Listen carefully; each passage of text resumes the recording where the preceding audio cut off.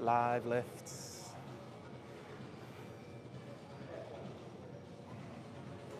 Fantastic. I believe we have the audio as well. So, welcome back. I'm Dr. James Grégoire, and this is our first session for strength season. So if you're here from the start, you can follow the progress. I have done the majority of my warm-up already. I am still warming up though, but I have to take a little break to set up the camera and stuff. So I just want to stay warm and we'll get straight into it. I do my warm-up off camera because it's so important and I just don't want it to get interrupted just by setting up like technology and stuff.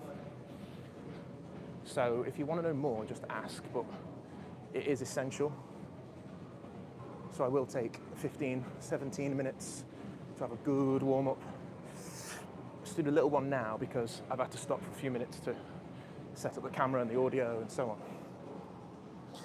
So, welcome back to another live lifts. What I'm going to be doing today, essentially, is squats and chin-ups. And the good news is you caught it from the very start, so you'll see the progress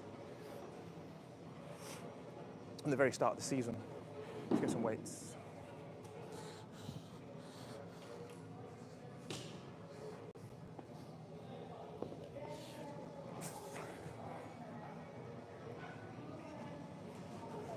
So it's the 1st of September.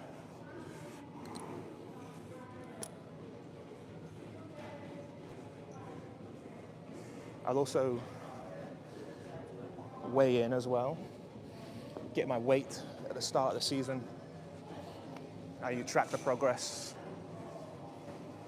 as in how much I weigh, as well as the amount of weight on the bar.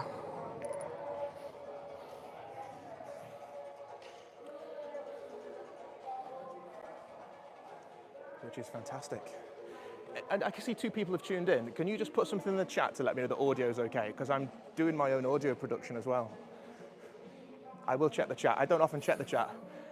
So if anyone does have any questions and stuff about the chat or what I'm doing, I'll usually answer them in the next live stream because the focus is to be concentrating on training, not to be like doing live chat and doing production side of things.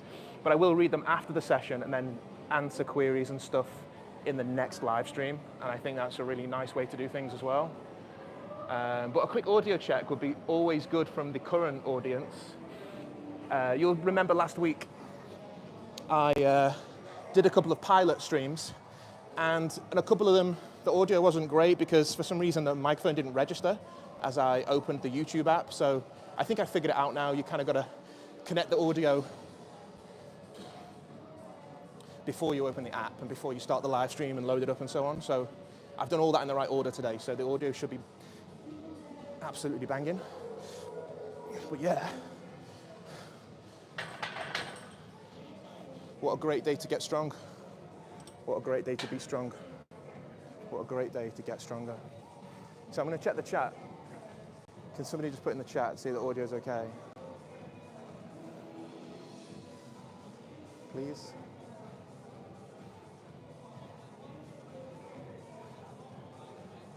Or give us a thumbs up. Can you give us a thumbs up if the audio is okay? It should be. It should be fantastic. I'm gonna come back a little bit so you can see the depth. The depth of the squat is essential. So if you're tuned in, give us a thumbs up because I can see the likes in the video. So if you give us a thumbs up for the audio, I'd appreciate that a lot.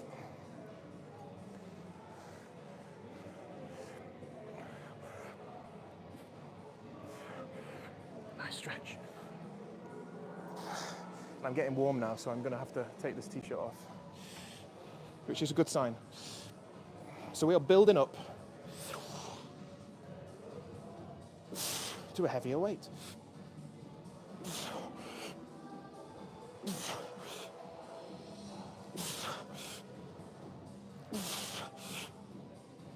Depth, beautiful. And that feels just absolutely fantastic. So, are we ready to jump up to 80 kilo? Yes.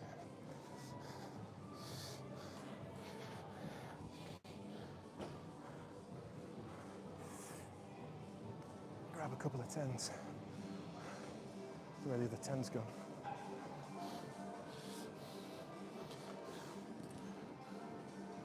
Where have all the 10s gone?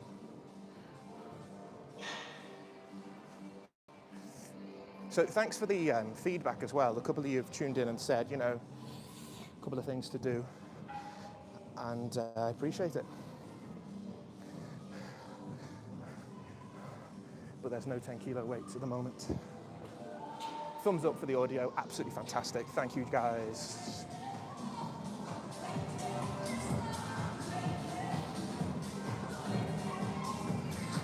Grab a couple of 10 skis. So the essence with this is to build up slowly, man. Respect the weight, no ego, man. It's like, think about the long term. You're here to train and be strong and get stronger. You're not here to train to the point where you get an injury and then you're done. Do you know what I mean? You want to build up really slow. Whew. So, slowly building up. I can't emphasize how much the warm-up is so important. Like, the number of people that came to me when I was a physio, before I was a doctor, like the number of people came to me with injuries and say, I was like, how do you do this? And they'd say, oh, I didn't warm up properly.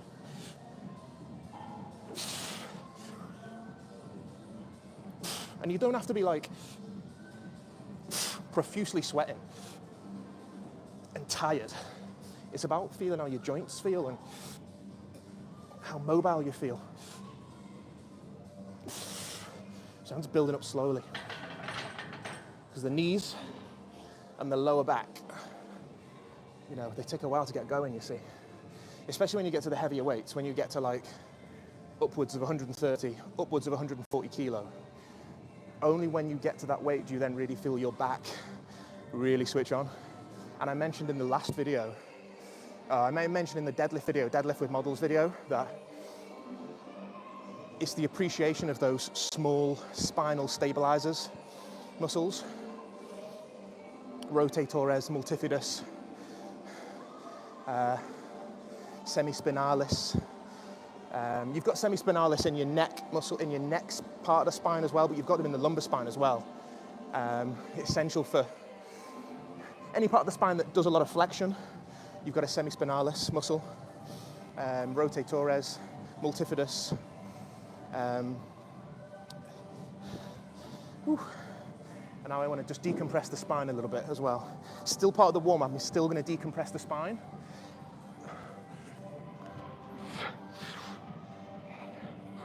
And just hanging, just lets that body weight pull through my spine.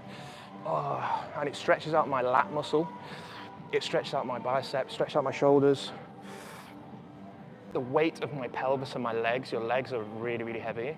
It will pull through the spine and just help to distract everything, including the sacroiliac joint, which is where a lot of people get compression and pain and slight counter-nutation, which is the sacroiliac joint pivoting slightly. It's an immobile fixed joint, syndesmosis type joint. Well, it's not a syndesmosis joint, it's actually a fixed part of the pelvis between the sacrum and the iliac crests, and held on by lots of very strong ligaments. If you're training and you're female and you're pregnant, those ligaments will become looser as you're pregnant because your body releases a hormone called relaxant, and it'll loosen all those pelvic stabilizing ligaments so you can give birth.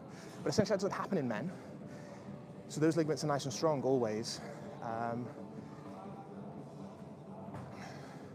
So you've got to warm this joint up, but it can slip. You can get some counter-nutation and nutation of the sacroiliac joint, essentially. It can be treated.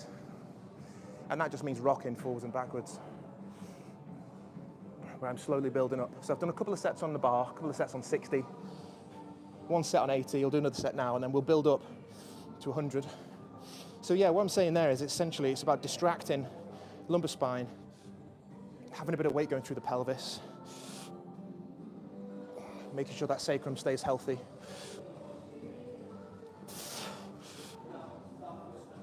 Good depth for the knees. Good depth to fire up the glutes. Glutes are the biggest muscle, especially in its cross-sectional area, the gluteus maximus. So powerful. So we really want to get that engaged when we're doing our squat. There's too many guys using their backs, like coming up when they're squatting, like that. And you don't want to be doing that. You really want to power through the glutes and getting all through here, through the quads, through the core, through the abdomen, through the lower back. Whew. So I've got a light sweat on. I've got a light sweat. Literally, such a light sweat. So I'm not profusely sweating, but I'm nice and warm. And I can go up to 100. And I don't know what my target weight is going to be today because it's the first session. And I haven't done any squats for I haven't done strictly any heavy squats for about 4 or 5 months. Oops, shouldn't drop the weights, I apologize. Gym etiquette. So I haven't done any really heavy squats for high weight, low volume for about 5 months because I've been doing the bodybuilding during the summer. So at this point, I mean, we have to just be honest and fair with ourselves and say, we want to go heavy, but we don't want our technique to falter. But we want it to be challenging, and we want it to be achievable, and it's got to be satisfying as well. So, got to keep those things in mind. So, I estimate for the number of reps I want to do, which is going to be 5 over the 5 sets. I think a 130, 135 might be good. I think that's pretty good, just to start off with. And we've just got to see how we feel. At this point, it's going to be a bit of trial and error, you see. So,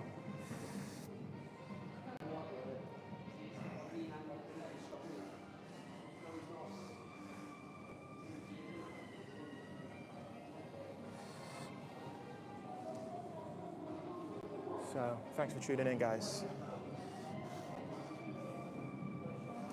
So, we're up to 100. I've got my safety clips. Yeah, usually above 80. Usually above 80, I put safety clips on. And I saw something online recently about not using safety clips. And I think they're mad. I mean, what are you doing? The thing with gym and strength, and I think someone's always trying to find something new. Someone's always trying to find something, an edge, to say, you know, do it like this. And it's going to be like, why do you use safety clips? You know, don't try to find an edge on changing something up, because then telling people not to use safety clips. Safety clips have been in production manufacturing for a reason for a lot longer than you've been in the gym. So it's like, there's a reason for them, and you use them all the time because it's safety. And if you're saying, you know, don't use safety clips because you'll get stuck under the bar, it's a load of nonsense, because if you're lifting that heavy anyway, you should have somebody with you, always. You always ask somebody. There's no ego involved. You ask somebody. Doesn't matter who it is. Could be anybody. It doesn't have to be someone who's training.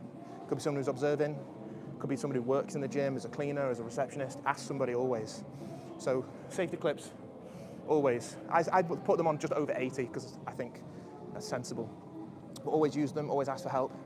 No ego involved. Safety first. The weight, respect the weight. The weight always wins at the end of the day, you know? So yeah, that's nonsense, man. People are always trying to find the edge on how to do something different, you know, and it's like, nah, just classic safety is always going to be your best bet. So anyone who's trying to sell a new gimmick or a new edge on something, just forget about it, you know. Use your safety clips, guys, nice and tidy. And if you're doing a qualification as well, if you're trying to train and get into the fitness industry and do a PT and stuff, I've done that before, way before I was a physio. When you go through those motions, they're going to look at you now and say, well, you've been safe. Your use of safety clips, is your client going to be safe? You know, especially if you've got a beginner, they're not going to have the balance, they're not going to have the technique. And if you're using weight plates with metal rimmed holes, they're going to slide across the metal because there's no friction there. So And you won't realize when you're under a heavy weight, you won't realize how far it slipped off the end of the bar. Sometimes you can re-rack the weight and go, good, one side there is halfway off, you know, and you won't have realized. Anyway, I'm gonna stop talking. Do some sets, do some reps. Nice.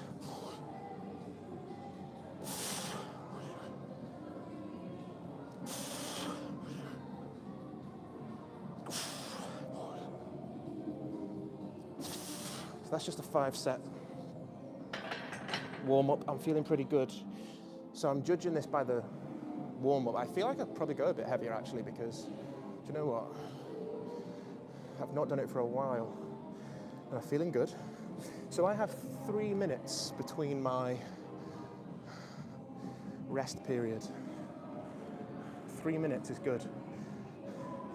And that is in the American College of Sports Medicine. I've read that Bible, and it's fantastic. There's a new one out, 2020, is it 2021? So I'm going 120. I like to go up in 20 kilo increments, very nice. And the ACSM, American College of Sports Medicine, they release their revised edition every 5-7 years. It does state in there as well, which I do agree with, and they have good evidence to back it up, that if you're doing strength work, 3 to 5 minutes rest is adequate. Personally, I've been doing this for many years. I'm strong. I do the 3-minute rest. So that's the minimum optimal rest period. I do 3 minutes. Because I feel challenged. I feel that when I do my next set after the 3-minute rep, I'm able to achieve that set. So if you're coming to the next set and you've had your 3-minute rest, okay, 3 to 5 minutes, remember, according to ACSM guidelines. If you're coming to 3 minutes and you go, right, I'm going to do my next set, and you don't manage to finish that set, then do you know what? You need a bit more rest. Use a bit more of your 3 to 5 minute window. So particularly for me, further on into the season, you'll probably see at the start now, I'm taking 3-minute rest because it's quite light, I'm still warming up. But then when it comes to the mesocycle, the micro cycle after Christmas, when we're doing heavier peaking stuff, a lot more heavy weight, less reps, I might need to take the full 5 minutes. I might need to take the 4 or 5 minutes. I might need to take the full rest. And there's no ego in that, there's no shame in that at all. And you'll find that a really decent recovery, not to be lazy and, you don't want to be sat down texting on your phone and stuff and having a chat and a conversation. Stay focused, but use the full amount and allowance of time available to recover. So if I need to take 5 minutes, I'll easily take 5 minutes. I have no issue, no ego about that, particularly when it's getting heavy. Because if you're still tired going into your next set, yes, it's going to be challenging, but your technique is going to falter, especially with strength work, because it's about focused on getting the reps out. It's about focused on performance and getting the reps out with good technique. It's not about going to failure. So that 3 to 5 minute rest will keep you sub-maximal. It will keep you in that sub-max training range, and that is ideal, because you will still progress and your 1 rep max will still go up. Anyway, I'll do another set, because that's been about 2.5 minutes now. So lots of good advice. There's lots of good tips and stuff in the first couple of pilot videos as well, but the audio wasn't working. I have the audio file, so if needed, I can always grab it from the archives and upload it as clips with the audio, but right, let's focus. I feel nice and warm now. I feel beautiful. I feel nice and stretched. My legs and my knees and everything, my ankles, my hips, my lower back feels beautiful, warmed up. So there's the body warm-up to raise the temperature, the core temperature of the body, and then there's the actual warm-up on doing the actual exercise that you're doing. In this case, it's squat, and then we'll do some chin-ups afterwards, as I mentioned. And I will explain why we're doing chin-ups after as well. Right, let's see how this feels for 5 reps, and then I'll gauge whether I can get another 4 sets out. This.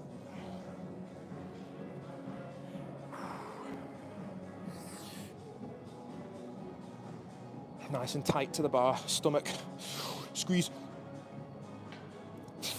Oh, that feels nice. I can feel it already, you see. Just the amount of weight going through my spine, I really feel nice.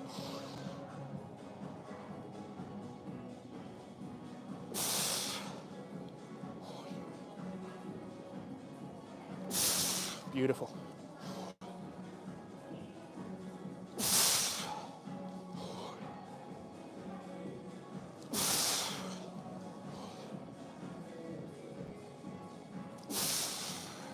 So that feels nice, you know. And that feels like, do you know what? I've got a couple more reps in the tank, and that just feels like, oof. Yeah. So that's challenging but achievable, and I've got a few reps in the tank as well. So like I say, I think we're on 120, aren't we? So, yeah.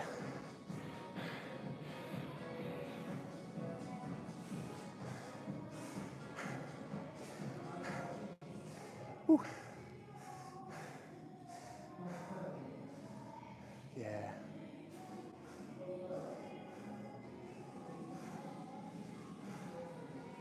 Yeah.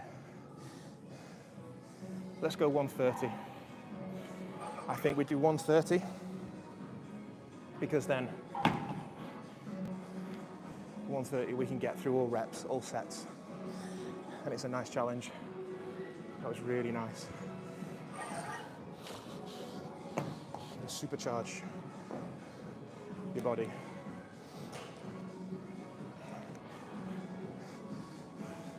So as we're starting strength season, I figured we just go through all the basics for the first few weeks. So if you're an advanced lifter and you're tuning in, hey, some of this might not be new to you. But don't forget, you'll miss out on the research and you miss out on all the scientific side of things that I can provide. And if you're a beginner, then welcome, perfect. So you'll see as the season goes on, we get more advanced. And the technicality will also become more advanced as well. But we've got to start somewhere, and I think why not start with the basics, you know? There's no point going in at a higher level. Start with the basics, and you can join, follow along, train along. Let me know about your progress. Right, I'm gonna find a 15 plate, so we are up to 130. And I think that's a nice start to the season at 130. You know, natural guy coming in at 130 on the squat for 5 sets. And we can progress from there. It's not about the weight, it's about the long-term progress, the safety, the technique, the growth. And you know what? The biggest idea as well is, if this is actually too heavy and it's not achievable, no ego. We can drop the weight down, no problem. Because it's about achieving those reps and sets.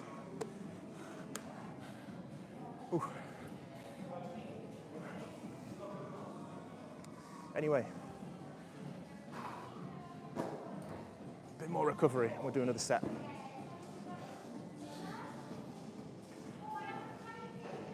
Awesome.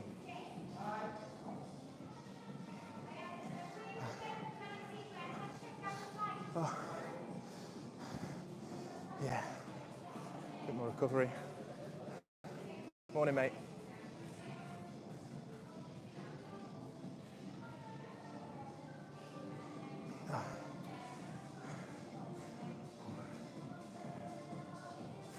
So I think we're ready for another set. And then this is our working weight now. This is what we're going to stay on. This is what we're going to work through. All reps, all sets, right through, yeah? I'm going to put some chalk on my hands because they do get a bit slippery. So, a little bit of liquid chalk. If anybody wants to send any liquid chalk, I'm happy to review your product.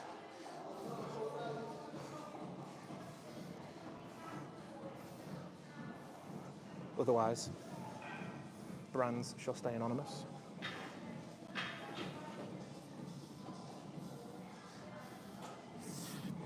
This one's okay.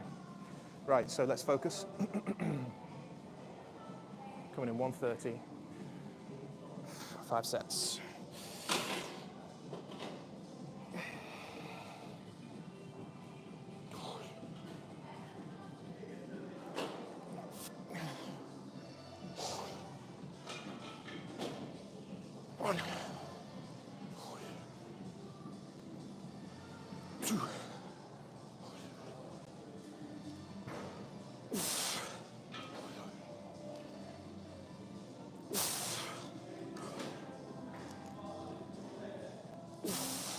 Beautiful. Oof. That feels awesome for 5 sets. 5 reps anyway, that feels awesome. Ah. Morning, mate. Oh, yeah. Yeah, fantastic. So start the strength season now. So squats, that summer's over. All the fun stuff's gone. Back to this kind of fun. Yeah. Do you know what? You miss it though when you're not doing it and you can't wait to get back to it, so you feel hungry. It does make a difference. Ah.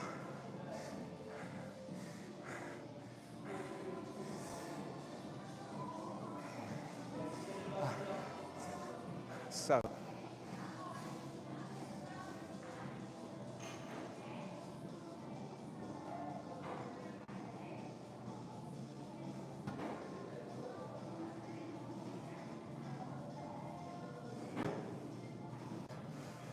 Beautiful.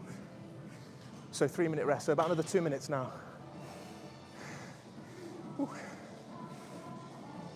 Ah.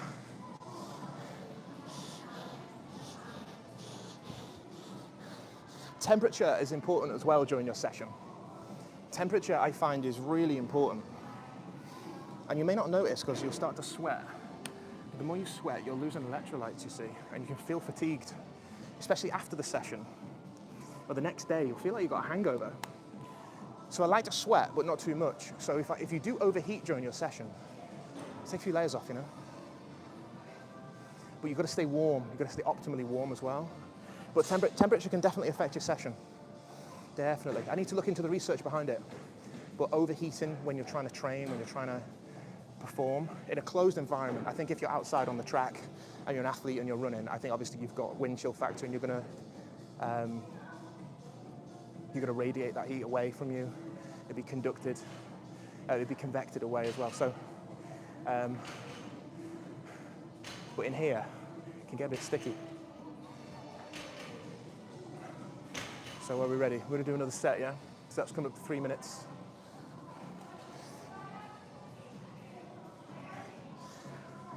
Ooh.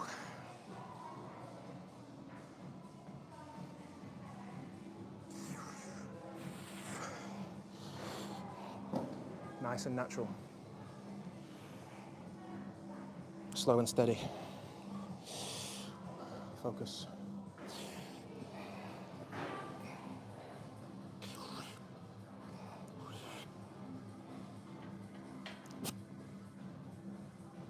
Tight.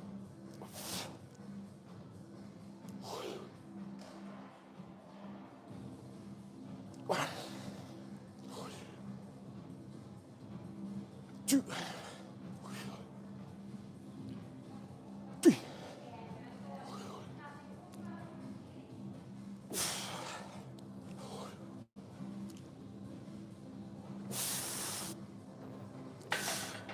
Yeah, that feels gorgeous, man, honestly. So that's second set, 1:30. Beautiful. It's all right, it's fine. Morning, Hayley. It's fine. No? You could never ruin a video, Hayley.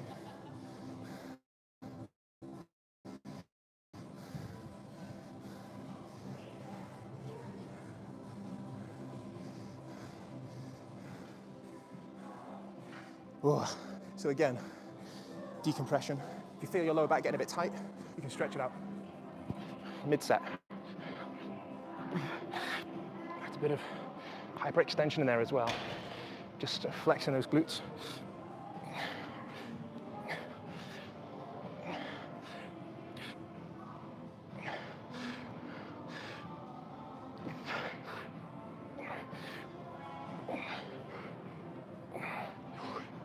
Bit of rotation. Remember the spine rotates as well, mainly at the thoracic spine. And you can do a bit of floor work as well if you're feeling a bit tight, which I am. I'm feeling a bit tight from the workout I did a few days ago. So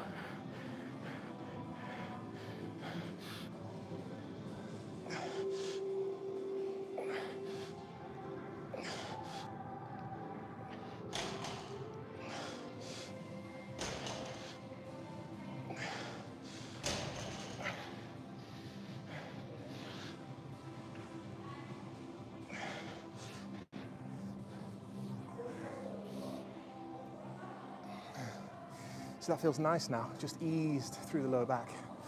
Beautiful. Stretched out, hanging stretch, and then on some floor work as well. It's brilliant. So 3 more sets on the squat.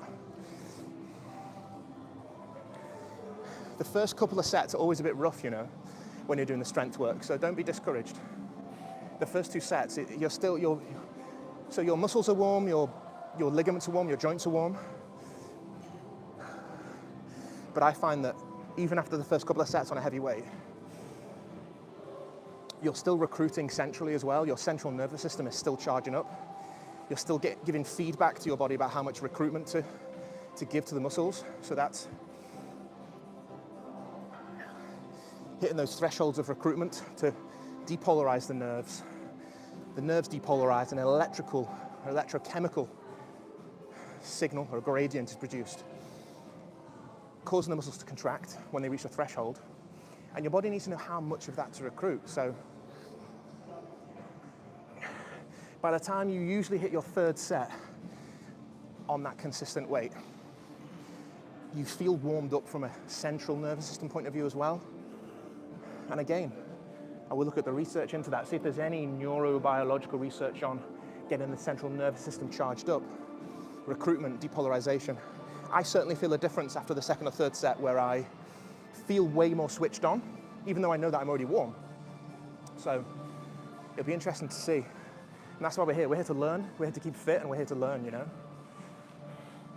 We're here to learn things we don't know. So I'm ready for another set. Whew.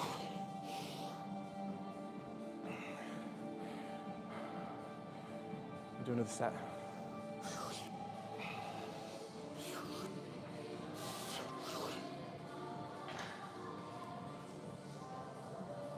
Nice and tight.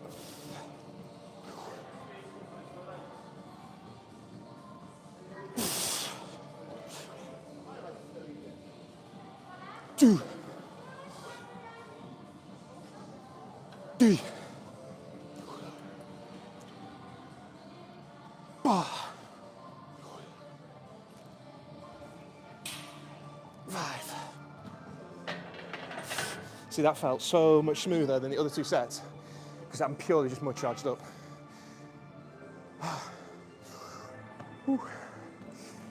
So, that felt delicious.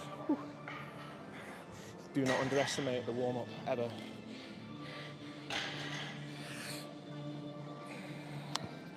Sorry about the muffled sound. I need to move this mic. I'll take this off. So, we are completely warmed up. But again, temperature regulation. I don't want to cool down too much now. So,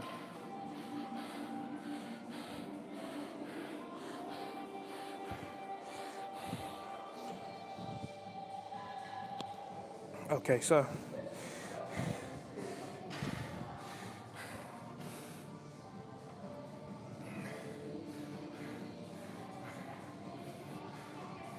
nice and warm.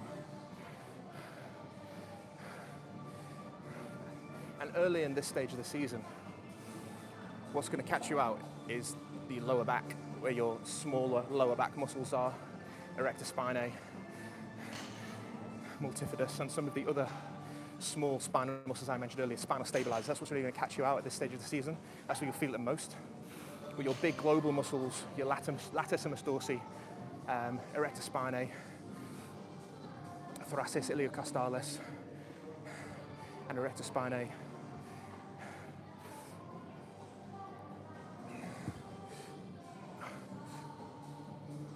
quadratus lumborum as well. Remember the anterior muscles as well. Iliopsoas, so iliocostalis and psoas muscle, iliopsoas, help with hip flexion. Hip flexion is involved, as well as the quads, hamstrings, glutes, gluteus medius, maximus and minimus. Piriformis, stabilizing. A lot of you guys probably got piriformis pain as well, remember. Sciatic nerve can penetrate that muscle. and get irritated. So those big global muscles I've mentioned, those big muscles, they'll do most of the work. But the fatigue and the strength in the smaller muscles, that's what you really need to focus on. And I'll catch you out and find out at the higher weights as well. When you go heavier, you'll need that stability and you'll need that bit of strength. I think we're almost ready for another set.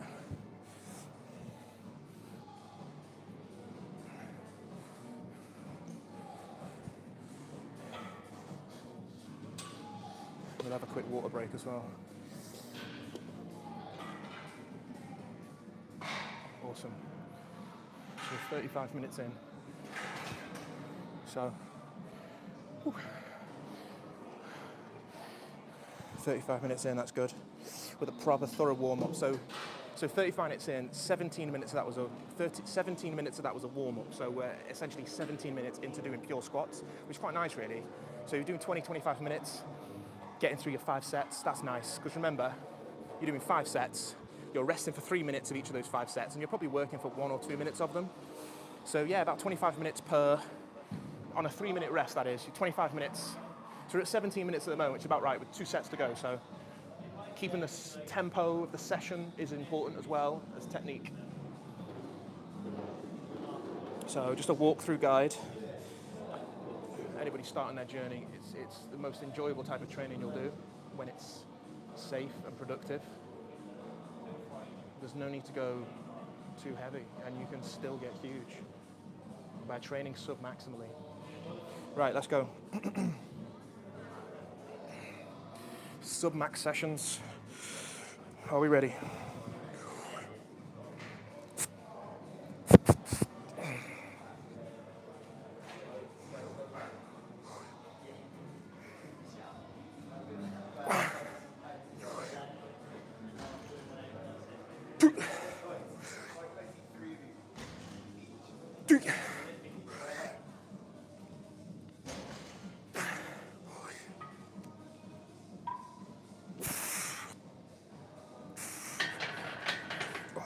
Such a nice feeling. Right, beautiful. So that's the 4th set of 5 reps. And remember, at this early stage as well, all your abdominal wall is still getting stronger. You will work, if you're squatting deep enough and you're squeezing your core, your abdominal muscles will all be switched on. Mine are fired up now. They will grow with heavy squats. So bear in mind, you've got to engage them. And it takes years to build them up to be really thick and really stabilizing enough for the spine. I mentioned in the other video on deadlifts about your rectus abdominis. But not only that, the rotation element of the abdomen as well, to stabilize you during the squat, internal, external obliques, and your transversus abdominis as well.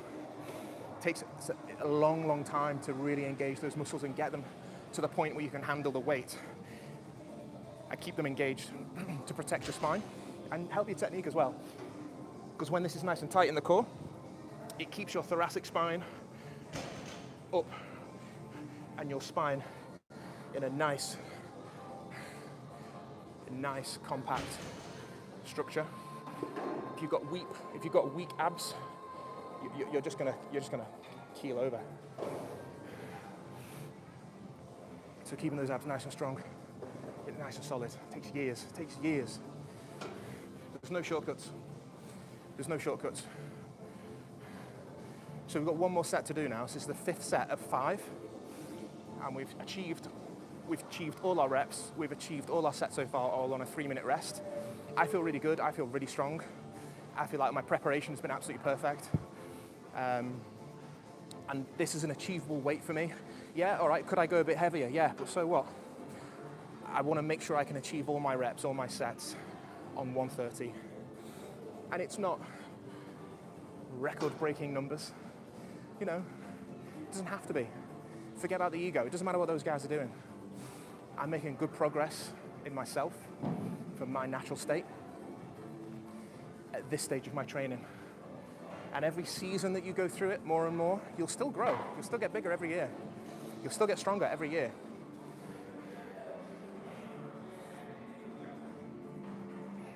So I think even last year, I think I must have started about 120 and I got up to like 170 or something. So this year maybe, you know, I start at 130, I might get back up to, progressing over time, might get back up to 170, 180, who knows? We'll see. Right, last set. Whew. Last set, no fail.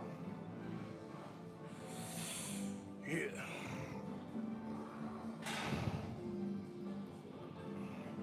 Everything switched on, beautiful.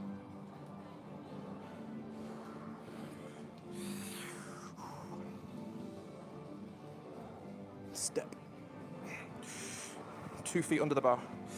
Engage.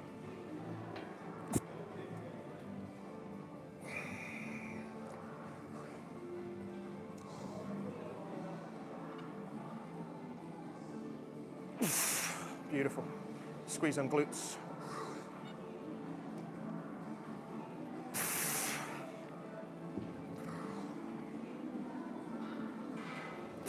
Smooth.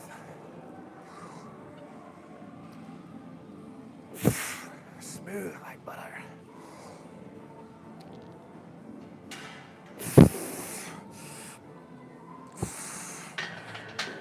Beautiful. How do you gauge that?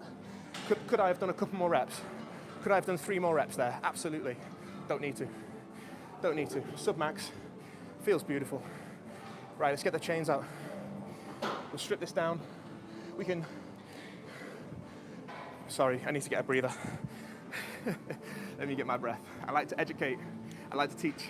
And I love people. I love speaking to people. I love talking science and exercise. But I have to breathe as well.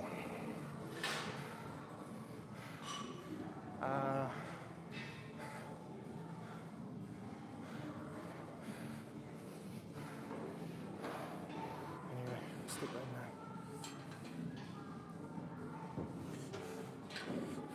Structure. So, all reps, all sets achieved successfully on 130. We will weigh in as well.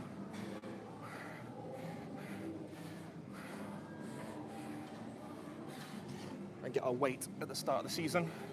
I estimate it to be about 94 or 95 kilos.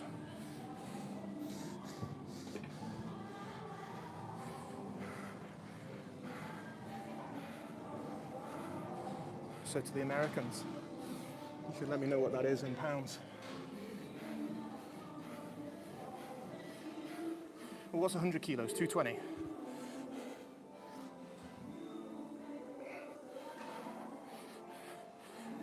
It's 2.2 pounds per kilogram, isn't it? So.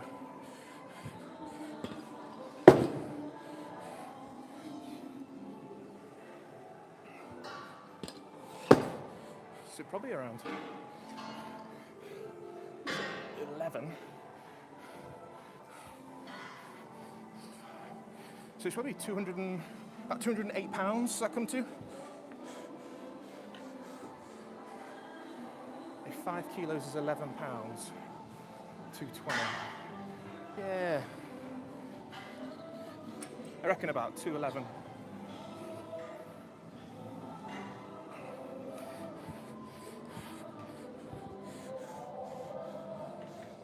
We'll see.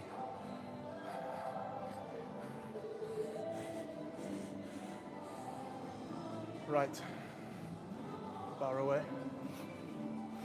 I want to just get the biceps going a bit, because now we're going to do chin-ups.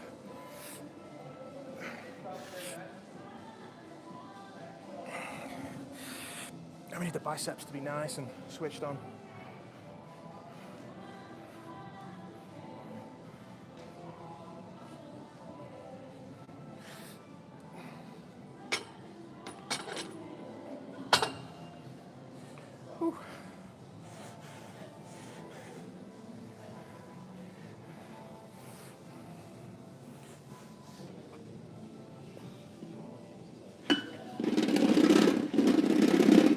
step. I'm 5'10". So the step.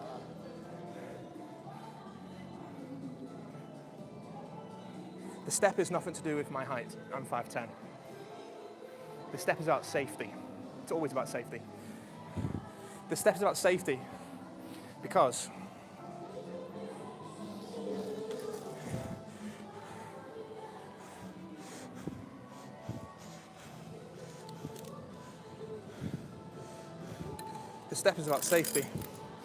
when I've got this belt around me and I've got a weight on there, I do not want to drop from a height. If there's a significant distance between the floor and my feet as I hang and I've got a weight around me, I do not want to drop off that bar after I finish my set because I might twist my ankle or I might just put an unexpected yank of force through my lower back or my pelvis, and I don't want to do that. So the step is all about safety. So I can reach for it with my toes and get down safely, especially when I'm loaded up. But this chin-ups exercise, the reason why we're doing this is it's a beautiful combo with the squat because I've squatted and my abs and my back are really switched on now. But also, I've also compressed my spine doing heavy squats. Now by doing some chin-ups, having the weight going through my legs and having the weight coming through the belt and the bar, it's going to help to decompress the spine as well. And it's going to distract it very gently as well, which is beneficial for the health of the spine and recovery. Plus, I'm already well switched on. And also the second reason as well is because it is a beautiful return on investment on the chin-ups, and not a lot of guys do it because they're hard and they're really horrible as an exercise at the very start when you first start doing them. It's a horrible, uncomfortable exercise. So how do we grip it? You don't need to go wide, you really don't. Going wider, I've seen more nonsense online where people say go wide because it will give you that width. No, it does not at all.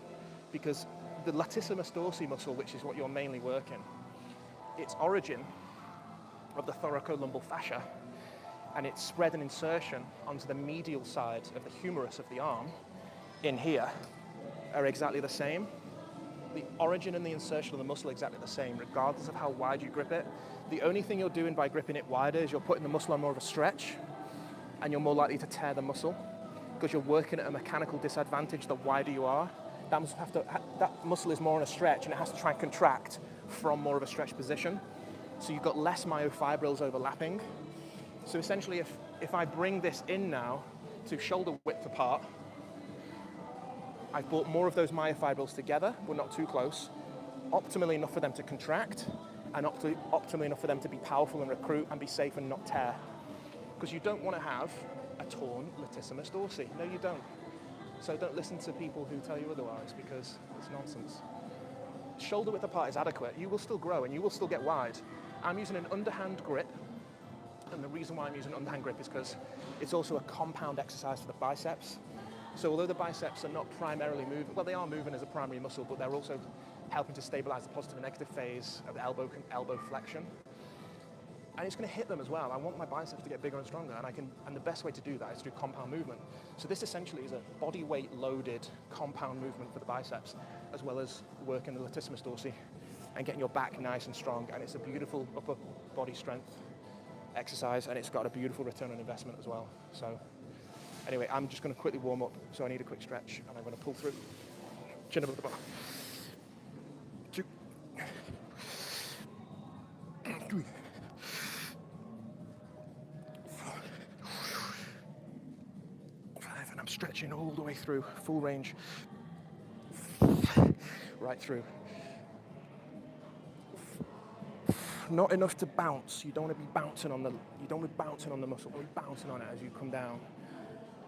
Nice and smooth, everything smooth, full range of movement. Everything smooth, full range of movement. You don't have to go like fast and be, it's not the CrossFit Games where they're throwing themselves around.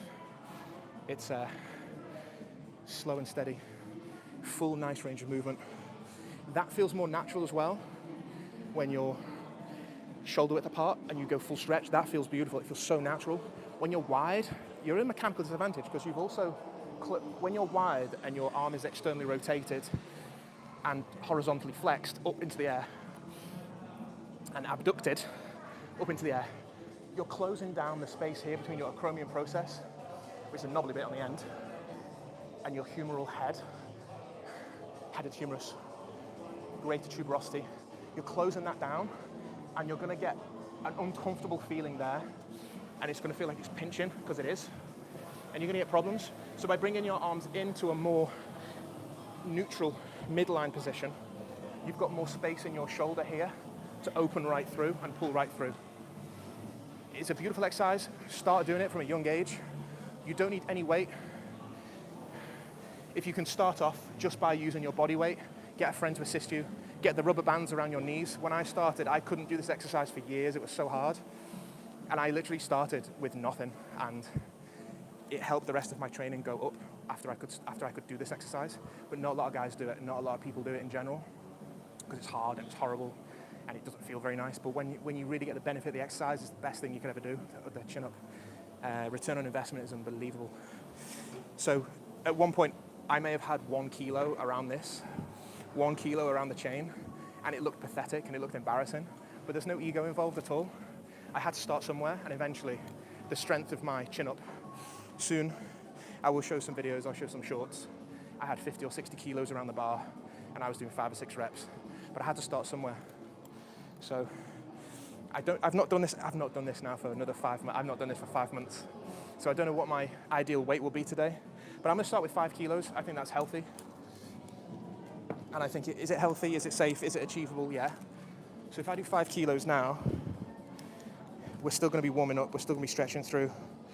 Get those biceps nice and strong. The chain will pull, and it may rip your clothes. So you don't want that. So we let that hang. So you see now I'm loaded up on the bar, and if I drop off with a weight on me,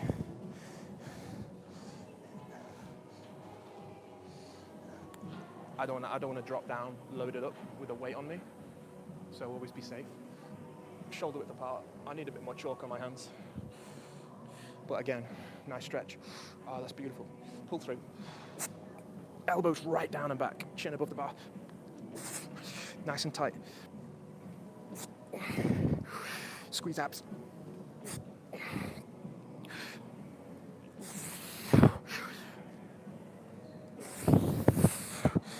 You'll see over the next few months, my arms will go huge, my lat will go huge, my abs will go huge because of this exercise. It pulls through all the abdominal muscle because the weight is loaded around the bar, around your waist. It pulls through all the lats, it pulls through all the bicep. Actually, do you know, if you're doing this correctly, as I am, with correct technique, nice and slow, nice and steady, if you're doing it correctly, right, do you know what? You'll feel your chest working. You'll feel your triceps working on this exercise if you're doing it correctly. It's weird, but good weird. Really good weird. Everything's switched on. I do sometimes hit my pecs and I hit my triceps on this, especially when I go a lot heavier. And I'm not complaining about that. More recruitment, more return on investment, more safety. And I need more chalk. Do you know what? I've not had a water break yet. So I feel like I can go a bit heavier, so I'm going to get the 10s out.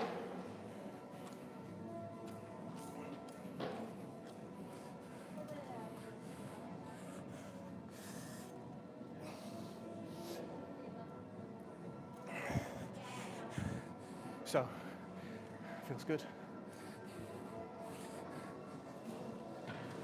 You're not in a rush for this space, are you, Hayley? Be out in about 20 minutes. Sound? Sound, yeah. But then you can get on the stage if you want. Might do.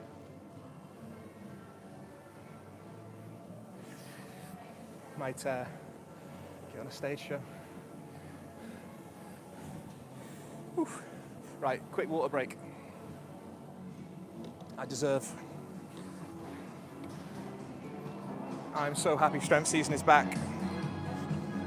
Right, the audio might cut off, so I'm going to leave the microphone here.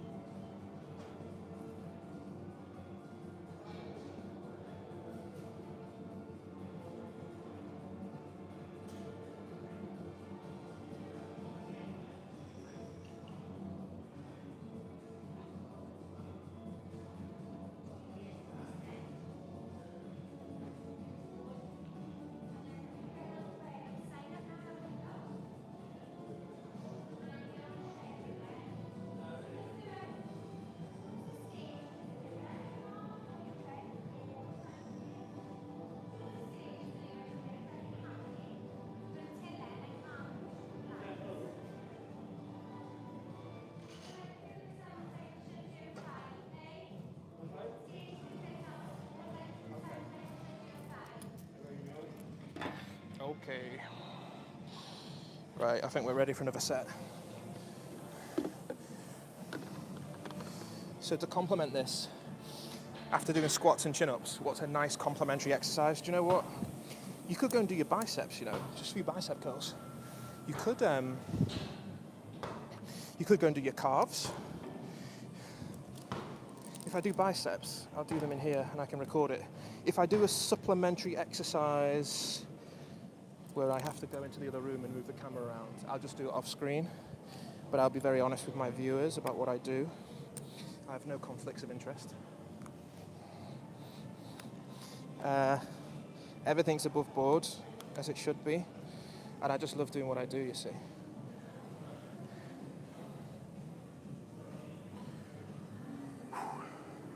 So we might do some bicep work. I think biceps are good. We'll do some biceps. So then we've done squats, chins, biceps, and we can recover, and then in the next session, we'll probably do some bench, some deadlift, military press. We'll see. We'll see. So the next session will be in 2 days. Usually 2 days, 48 hours. So what are we today? Friday. So we're going to do it on Sunday. Sunday session. I love a Sunday session. Right, you ready? So that's still too light. I think that's too easy, but I'm still going to use the weight to warm up.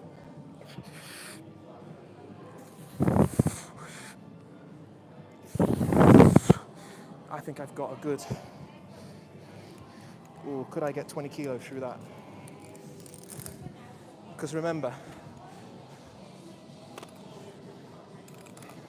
I think I could get through 20 kilo. Yeah. Put 20 on. 17 might be optimal. 17 might be optimal. Because remember, as the sets go on, and you're getting through more reps, you've got to remember that you will get more tired, even though you're getting your 3 to 5 minutes rest. You will get more tired, so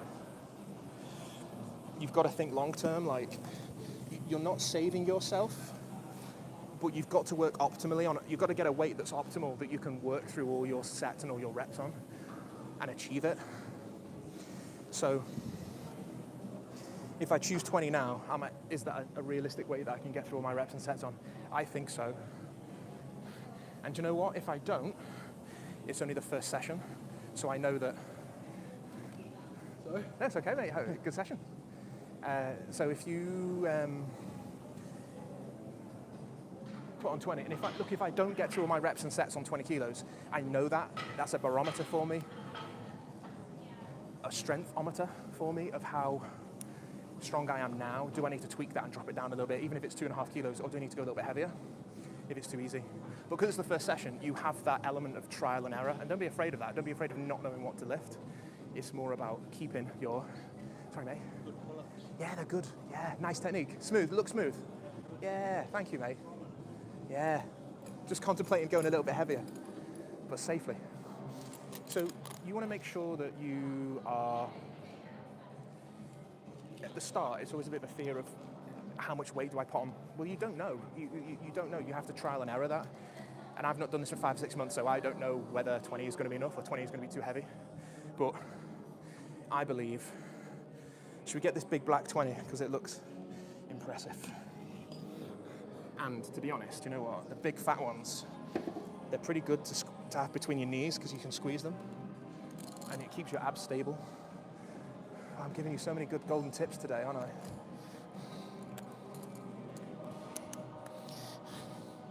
Like the vid. Hiya, mate. Are we ready for another one? I don't want this to catch me. And be careful with your fingers as well. The chain will catch your fingers. Consider the chain a moving part because it will yank. Sometimes it will jump across the link, especially when it's got a weight on it. So just watch your fingers and watch your external body parts, man. Because it can turn into a bit of a nutcracker. Just be very careful. Safety, safety. No pinch points, right? Are we ready? Oh, that feels gorgeous.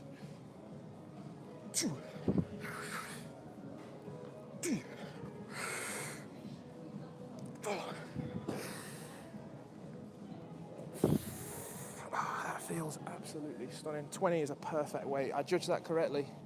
I judged that perfectly. I feel like I could do that for 5 or 6 reps across 5 or 6 sets with no issue.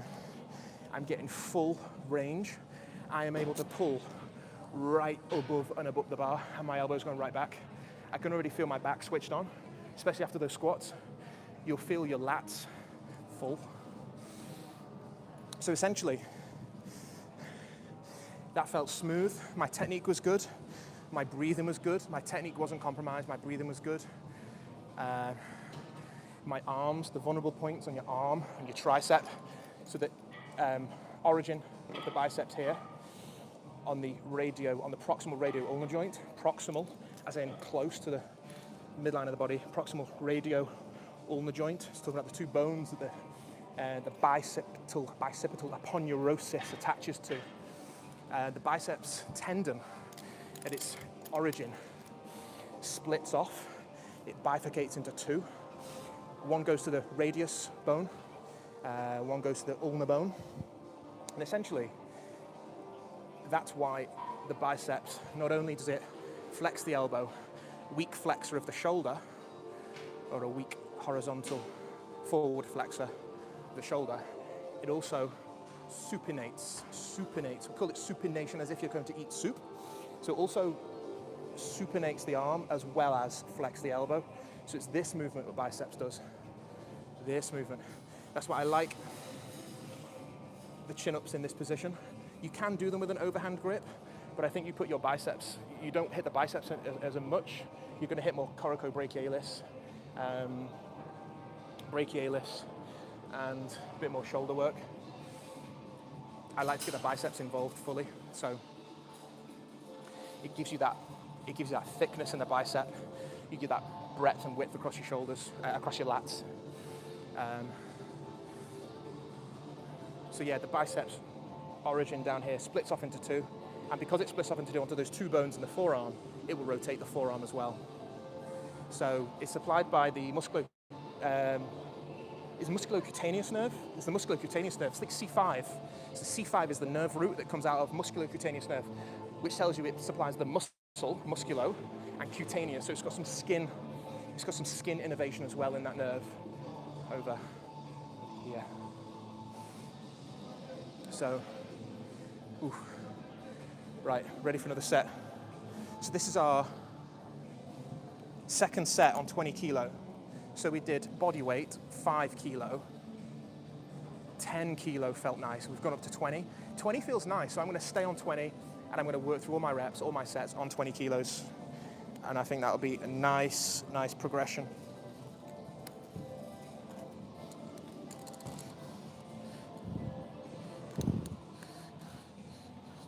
Pinch points.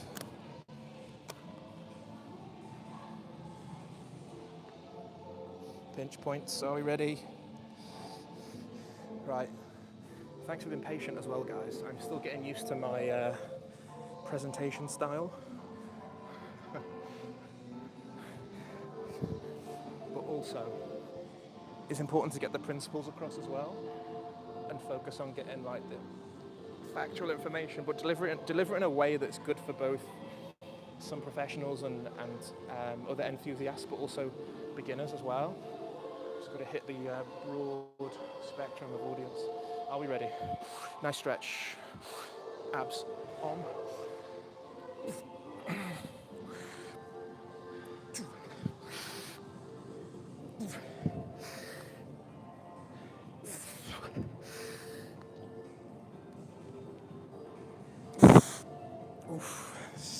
And you'll notice as well, there's 2 phases to that movement. There's the positive phase, the concentric phase, where I'm pulling up towards the bar. And then you've got the negative phase, or the eccentric phase, where I'm lowering down. Hello. Yeah, is this in the way? Yeah, I just want to Sorry, mate. That's all, sorry, mate. Sounds nice, mate. Thank you. So you'll notice when I did that chin up, there's 2 phases to the movement. Concentric phase, where I'm pulling up towards the bar. Everything's contracting. And then the eccentric phase, where I'm lowering down, everything's stretching out. Do you know, it's equally as important and beneficial to control that negative phase as well. As you're lowering down, don't just drop down. Nice and controlled, because your muscles and tendons and your nerves are still gauging. They're still learning from that feedback as you extend, as you lower down. And that's what helps keep that movement nice and smooth. There's no cogwheel effect, it's not juddering. As we pull up nice and smooth, as we lower, keep it nice and smooth as well. And that's why you have to go light at the start. So if you're nice and light at the start, you can get appreciation of the negative phase as well as the positive phase. And it'll help your body learn. And your technique will look nice and smooth. And you'll still grow and get even stronger, because you're stronger over 2 phases of movement, both concentric and eccentric phases. You're strong in both phases of movement. Sometimes the negative phase, you might have a bit more energy in the negative phase.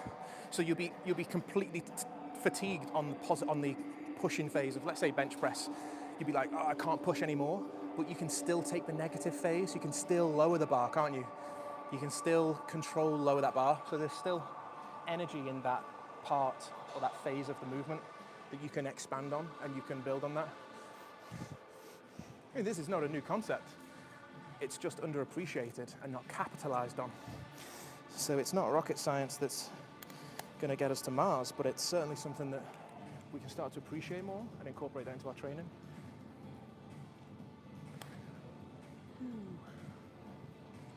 I think that's going up to 2 minutes, isn't it? This will be our 3rd set.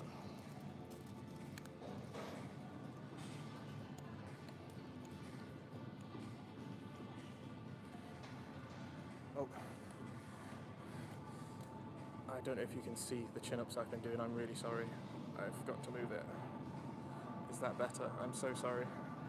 Well, you've missed not much. You've missed the first 2 sets. So don't worry. Everything I've said has still been relevant.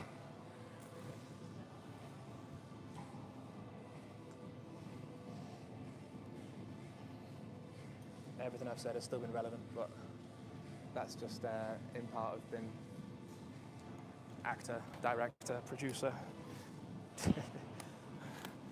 stage runner, cameraman. So sometimes I may forget to adjust the camera. I'm really sorry.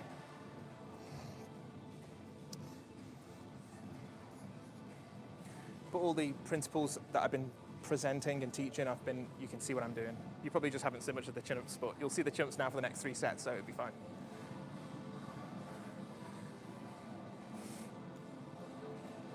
Right, are we ready for another set? Yes, we are. Yes, we are. This is where it gets good now, remember. 3rd set, optimal. Everything's warmed up, everything's charged. First 2 sets, always a bit rusty. Always a bit rusty. 3rd set, off we go.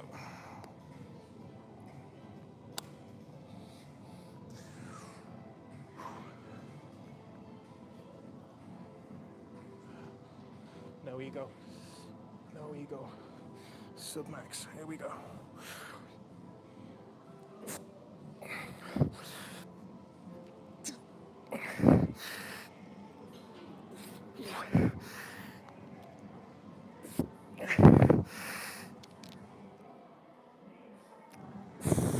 Beautiful. Wow.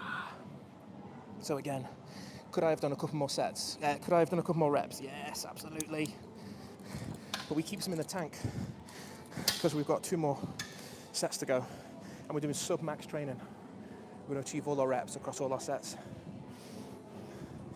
Safety first. It's probably best to lie that flat. 3-minute rest.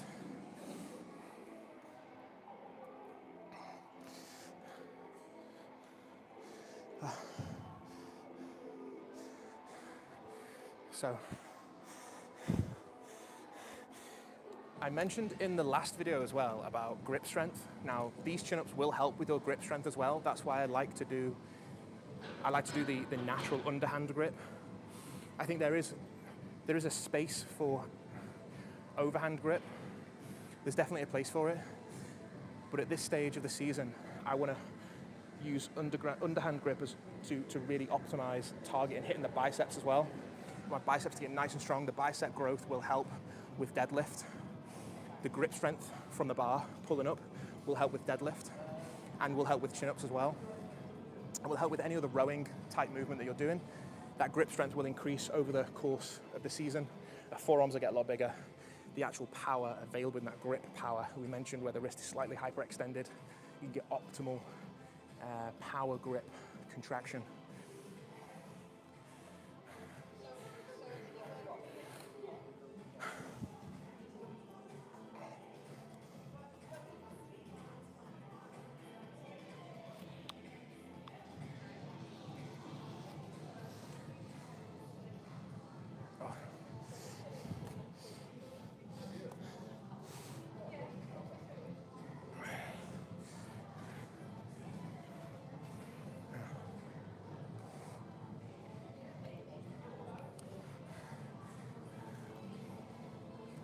All right.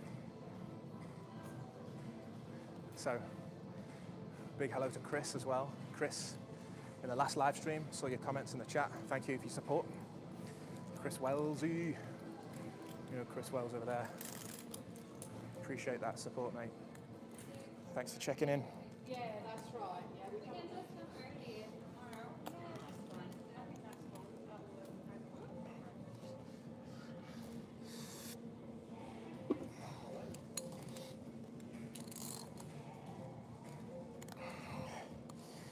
We're ready for another set.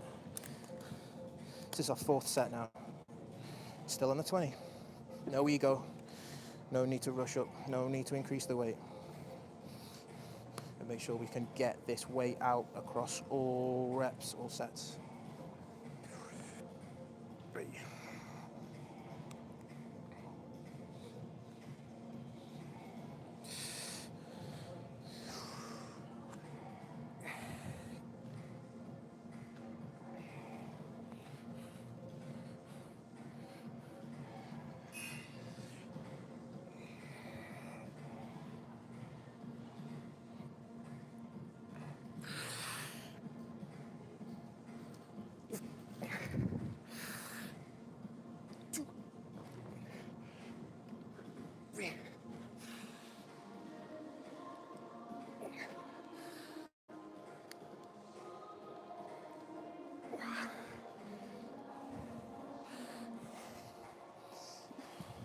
So that's the fourth set. Tell you what, that is the optimal weight. Do you know how I know? Because that's the fourth set, and the fourth and fifth rep, we're starting to get tough. So the next set is vital. It's where the progress is made.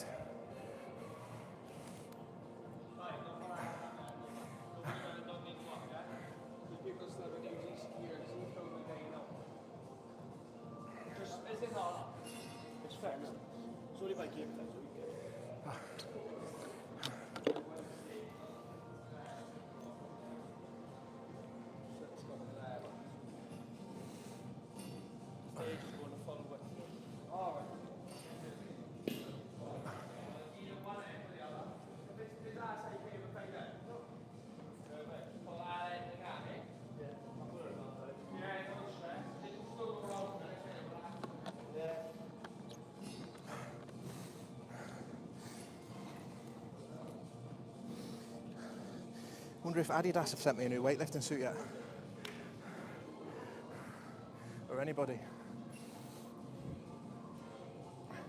Gymshark. SBD. And try out your products.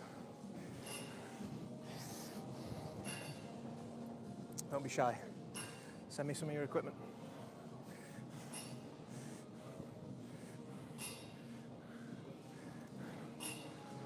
Try it out, put it to the real test. And naturals. Put it through the natty test, shall we? Final set coming up. Then we'll do some bicep curls. And the beauty is we've technically just done our biceps by doing the chin-ups as well. So now when we come to actually do a focused biceps exercise, we're really going to get the benefit of that. It's going to be nice and warm, nice and fired up.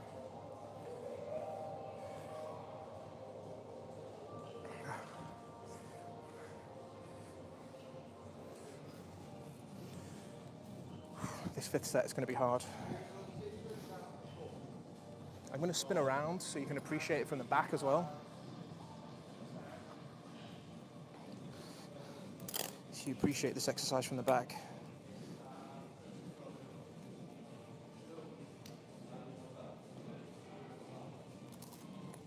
Thank you, gents. It's hard sometimes. Let's get this bar right.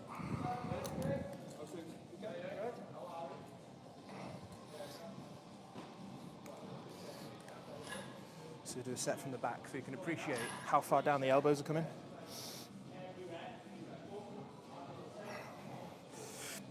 So the belt is on. No pinch points. Pinch points are the main thing, especially when you've got a little bit of weight on the bar.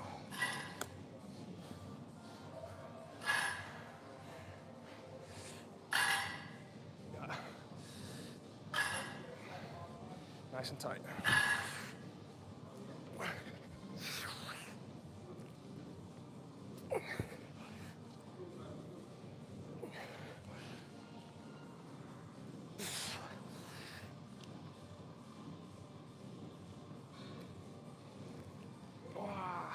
Beautiful. Really nice eccentric phase there as well. Nice and tidy. That felt gorgeous. Full contraction achieved. Muscle fully switched on. Beautiful range. Achievable. All reps, all sets on 20 kilos. So that's 20 kilos. That's 20 kilos, remember, plus your body weight. So if I said I was potentially about 95, that's still 115. That's still 115 kilo pull-up. I think it's pretty good. So we'll ditch the belt, and then we'll do some bicep curls to finish off. So we like to do 2 main lifts during the session, plus one supplementary exercise. So 3 is enough. 3 exercises is enough because you're training again in 48 hours at a high volume. You know? So less is more, and you can get optimal out of your workouts.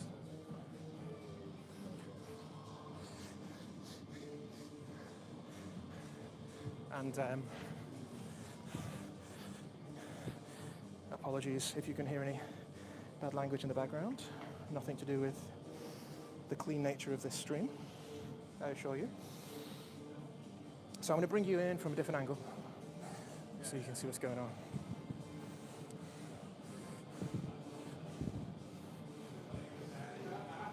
This is just biceps, pure biceps.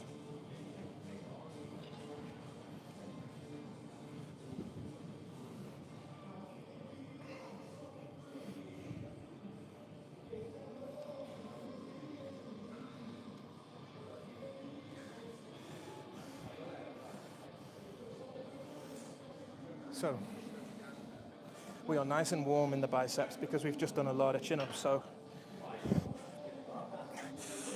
you'll feel the forearms working as well.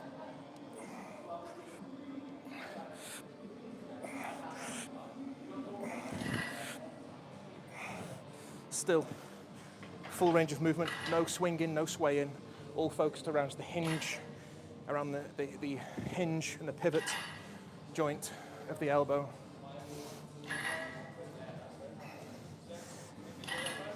What we're going to do is we're going to put on 5 kilos each side, I'm going to use the small discs so you can appreciate and see the actual exercise. If I use the big discs, you won't see on the camera. So.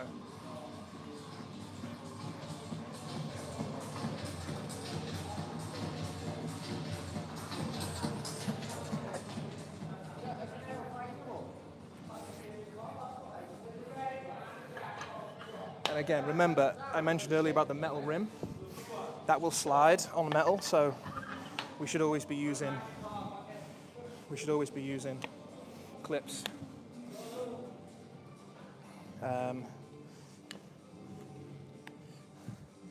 Remember, I'm nice and warmed up now, so I can pretty much get going.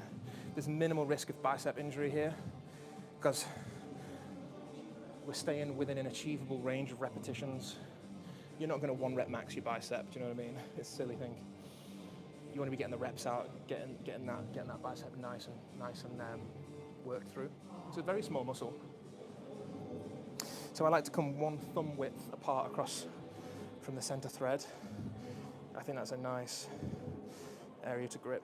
You can always go a little bit wider, not too wide, or you can certainly come a bit more narrow.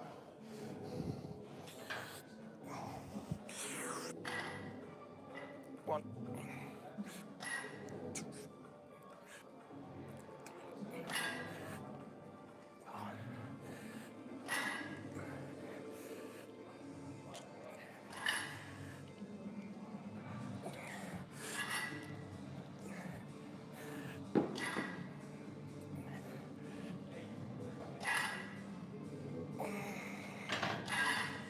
Biceps, 10 reps. That's all we did there.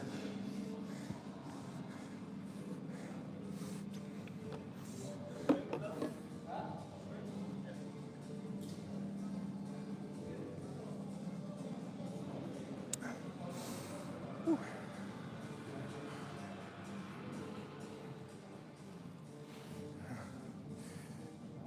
Yeah.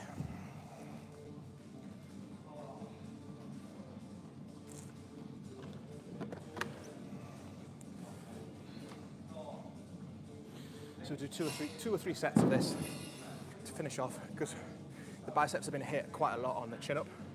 They're already really warm, really been worked through. They will grow. You don't always have to be sore, like you don't always have to feel the burn to mean that you're going to grow, to mean that you're getting stronger. You don't always have to feel completely pumped and completely burnt. You honestly really don't. Sometimes I feel like minimal pump, minimal pain, no burning, but I grow and I get stronger. So, and the reason for that is you're using a completely different energy system. So we're working anaerobically, so we shouldn't be burning any or minimal sugar. There's no oxygen debt to the muscle. So again, we'll continue our rest period. We still need to recover, even though it's biceps. We still need 2-3 minute rest because we're still trying to get the biceps stronger. We're still trying to get them to grow. We want them to respond to the stimulus. And if they're too tired to work through all my reps, through all my sets, they're not going to respond to the stimulus because they're going to be too fatigued.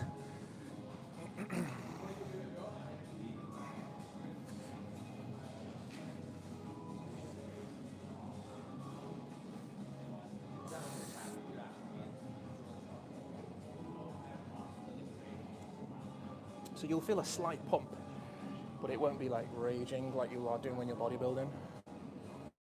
You won't feel like ballooned, but you know that you've done some work.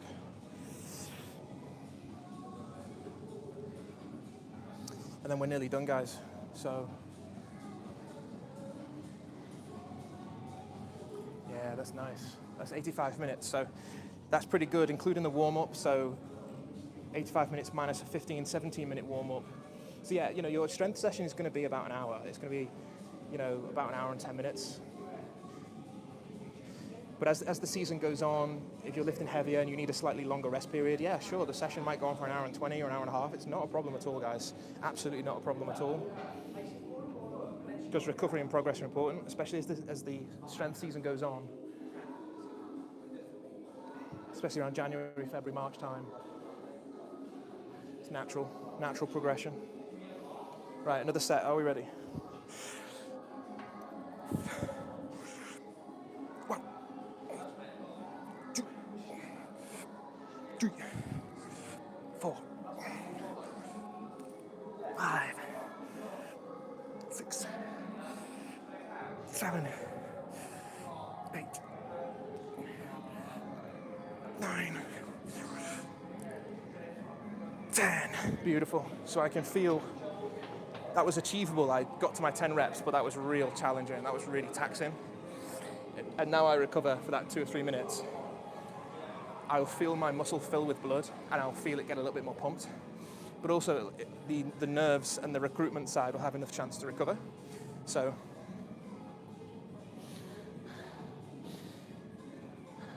it's about keeping it achievable. I've kept the weight the same. After doing those chin-ups, you would feel your eyes can get a bit bigger than your belly, or your eyes can get a bit bigger than your muscles, and you can think that you can go heavier because it's only bicep curl. But you've just done 5 sets on 115 kilo chin-ups. So doing a 30 kilo curl at this point, you're still going to get your biceps nice and stimulated. And if I want to improve or increase, hey, I might put on 1 kilo. I might put on 2 kilos. That's absolutely no problem at all. There's no ego involved at all, no ego. It's about slow, steady progress, and it's about staying fit, and it's about staying injury-free. Like, I don't know what the misconception is that people keep seeing online. It's like, why would anyone train just to the point of injury? You don't want to do that at all. That is not a target to have, you know? What we used to focus on when I very first started with my good friend Francis, it was about getting your weight up, as in your body weight, slowly increasing your body weight, your body mass, rather than focusing on actually increasing the weight that's on the bar. Focus on how much you actually weigh. And we used to weigh ourselves every week. I don't do that now. I might weigh myself every couple of months. But when I very first started, it was really nice to keep track of watching my weight at first go down. When you first start strength training, your weight will probably go down before it actually starts to then go up. And it will slowly go up week by week. And it might only be by 1 kilo. It might be by half a kilo.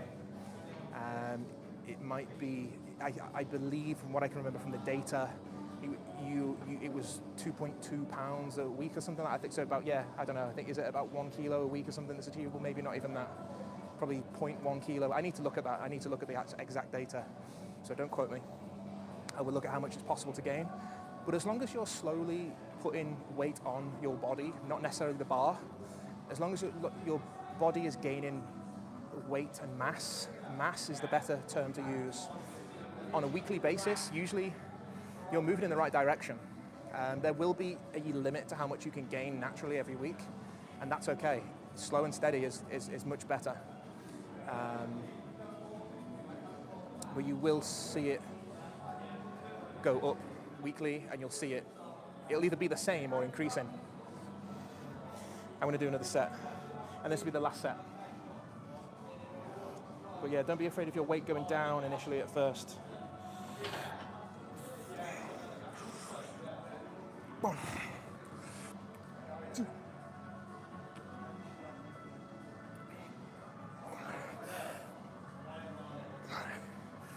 full stretch on the triceps. Locking those elbows out. No shoulder movement.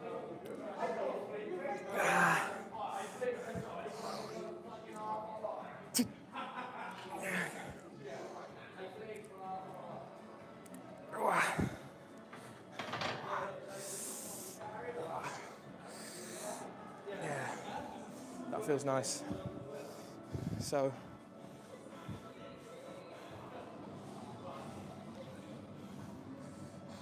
gym etiquette, tidy up. So, next session's on Sunday, the 3rd of September. More strength work.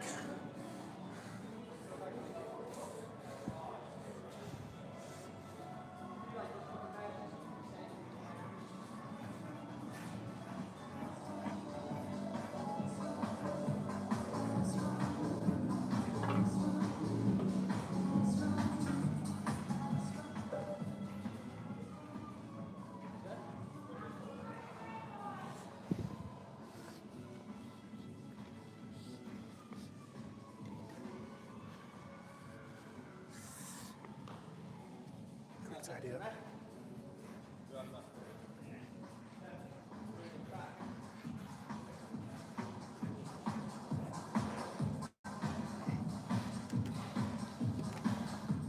So my arms feel pumped at this point, but not necessarily like really fatigued.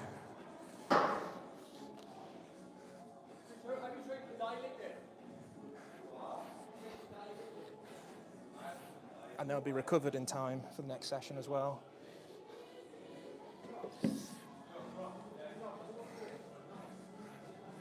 So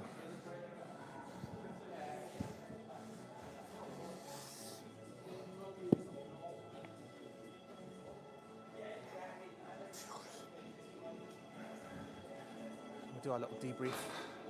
Time for the debrief.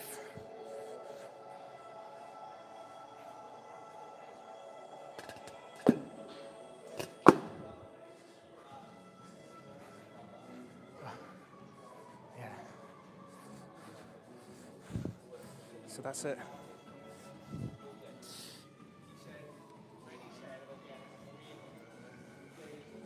So thanks for joining for another live stream, and we'll see you on Sunday. And if you're just joining as a beginner, especially, you've joined at a perfect time. So hope to join you again for more tips, tricks, progress. Let me know about your progress as well if you're just starting. I love hearing about it, especially young guys getting started, or young girls getting started as well. Young guys and girls, great age, 16 is usually a great time to get involved in fitness. And if you are already experienced, I know there's a couple of guys already following the channel who are very experienced in weightlifting and training, guys and girls as well. Let me know about your progress as well. I'd love to see other people doing well. I'd love to see other people who are natural, who are training for the long term, training with good technique, been sensible, and helping others get involved as well. Let me know how you guys are getting on as well. I hope you enjoyed the tips and tricks today as well. There'll be much more of that coming throughout the season, and there's a lot more things to come. There's a lot more research to discuss. There's a lot more biomechanics, a lot more anatomy, a lot more physiology, a lot more principles. But it'd be fun as well because it's applied science as well. It's applying the science to the training, and been sensible and been reasonable about what's achievable, and myth busting as well. As you know, there's a lot of myths out there. There's a lot of people who want to sell you something and try to, give you a new fad or a new way. So here we do classic hardcore training. No nonsense. Right, I think that's enough anyway. Hope you enjoyed it. I certainly did. So, see you soon.